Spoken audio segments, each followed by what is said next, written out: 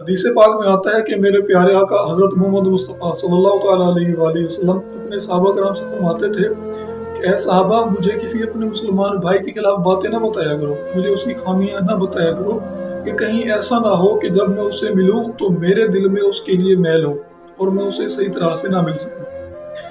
ہمارا دین، ہمارے پیارے نبی حضرت محمد مصطفیٰ صلی اللہ تعالیٰ علیہ وآلہ وسلم نے ہمیں کیا کچھ سکھایا ہے، پریکٹیکلی سب کچھ کر کے دکھایا ہے۔ لیکن ہمارا المیہ یہ ہے کہ ہم ایک دوسرے کے خلاف نفرتیں پیدا کرنے پہ تلے ہوئے، ہم ایک دوسرے کے خلاف کان بھرتے ہیں، دوسرے کی کمیاں خامیاں دوسروں کو بتاتے ہیں، اور جب تک دوسروں کی خامیوں کا پرچار نہ کریں ہمارے دل میں تو جیسے سکون ہی نہیں پیدا ہوتا، ہمارے پیٹ میں درد پیدا ہو جاتا ہے۔ جب تک ہم نہ بتائیں ہمیں سکون ہی نہیں میسر آتا۔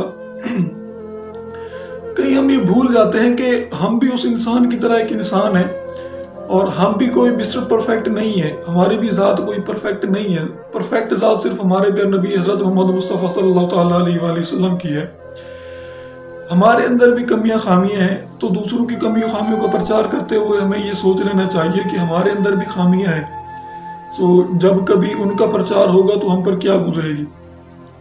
ایک وقت کی بات ہے کہ کسی علاقے میں ایک ولی اللہ رہتے تھے، تو ان کے پاس ایک بڑھیا دم کروانے کے لیے گئی۔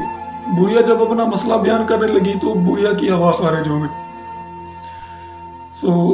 بڑھیا نے اندر ہی اندر شرمندگی محسوس کی اور خود کو کوسنے لگی کہ اس سے یہ کیسے ہو گیا، اور یہ سوچ رہی تھی کہ وہ ولی اللہ اس کے بارے میں کیا سوچ رہے ہوں گے، اور اگر اس ولی اللہ نے اس کی اس بات کو کسی دوسرے کو بتا دیا تو اسے بہت ساری باتیں سننے پڑیں گی، اس کی بے عزتی ہو جائے گی۔ تو اندر جو کچھ ہوتا ہے وہ باہر چہرے پر بھی یہاں ہوتا ہے۔ اس کی پریشانی کے، شرمندگی کے تاثرات اس کے چہرے پر نمایاں نظر آ رہے تھے۔ ولی اللہ نے اس کے چہرے کے تاثرات کو دیکھا تو اس بڑھیا کی تسلی کے لیے بولا کہ اماں کچھ اونچا بولیں، اللہ کا یہ بندہ تھوڑا کم سنتا ہے۔ یہ سن کر اس بڑھیا کو تھوڑی سی تسلی ہوئی اور اس نے ریلیکس ہو کے اپنا مسئلہ بیان کیا۔ اور صرف یہی نہیں، اس ولی اللہ نے اس وقت تک، جب تک اس بڑھیا کا انتقال نہیں ہوا، اس سے جو کوئی بھی ملنے آتا سب سے یہی کہتا تھا کہ تھوڑا اونچا بولیں، اللہ کا یہ بندہ تھوڑا کم سنتا ہے۔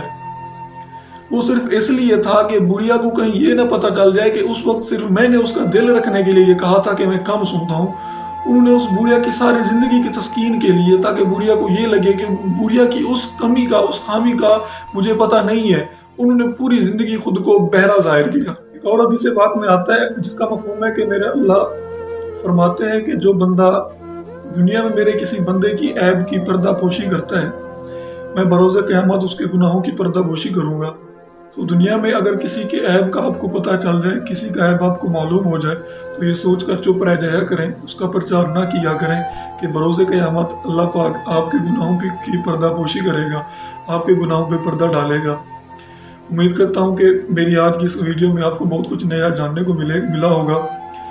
دعا کرتا ہوں کہ اللہ پاک مجھے اور آپ کو ان باتوں پر عمل کرنے اور دوسروں تک پہنچانے کی توفیق عطا فرمائے۔ اللہ پاک آسانیاں حاصل اور تقسیم کرنے کی توفیق عطا فرمائے۔ آپ سب کی خدمت میں میرا مؤدبانہ سلام، اپنا بہت سارا خیال رکھیے گا۔ جزاک اللہ خیر۔